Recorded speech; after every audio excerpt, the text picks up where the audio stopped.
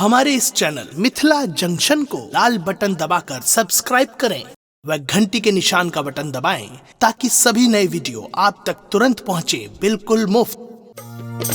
कने बाइनी के मारै छै खुटा में बाइनी के मारै छै रे छौरा तोहरे चलते बाबू हमरा बाइनी के मारै छै। बने बाइनी के मारै छै कि खुटा में बाइनी के मारै छै रे छौरा तोहरे चलते बाबू हमरा बाइनी के मारै छै।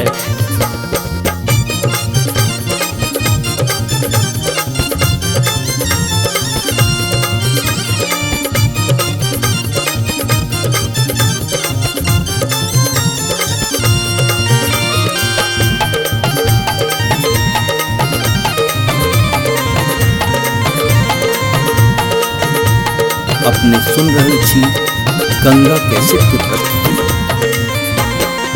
कि दिन रात रहे छी कन कन के तैयो बाइनी के मारै छै।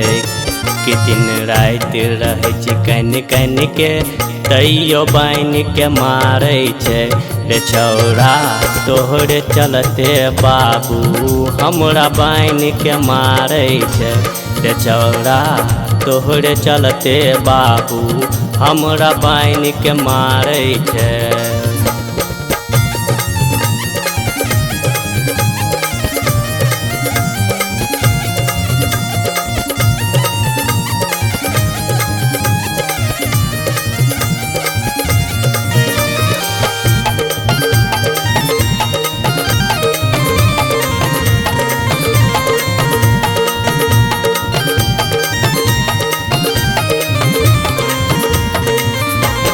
चाचा चेक कल कही फोनमा किला गैलो लेते हमारा जनमा। कि चाचा चेक कल कही फोनमा किला गैलो लेते हमारा जनमा। कि गलती कोई दिलिए जन के खुटा में बाइनी के मारै छै रे छौरा तोहरे चलते चाचा हमरा बाइनी के मारै छै।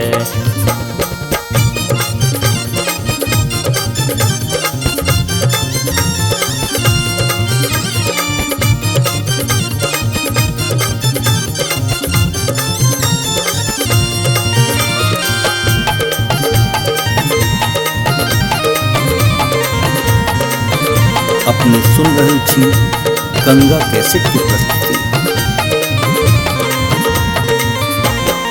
कि देख गेलियो तिरवानी घाट के मेला कि छौड़ा सब करे चोठेला मठेला। कि देख गेलियो तिरवानी घाट के मेला कि छौड़ा सब करे चोठेला मठेला छौड़ा सब करे चोठेला मठेला।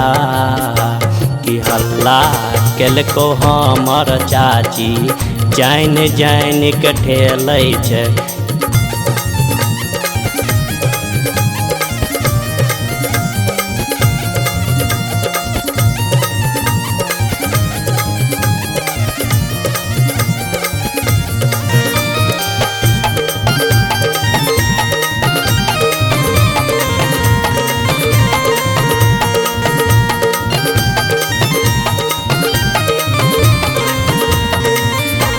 कि हम तो पढ़ै छी हम पहिया कि हमर बात नहीं बुझै छै भैया। कि हम तो पढ़ै छी हम पहिया कि हमर बात नहीं बुझै छै भैया। कि राखैया प्यार हाथ छन के खुटा में बाइनी के मारै छै रे छौरा तोहरे चलते भैया हमरा बाइनी के मारै छै।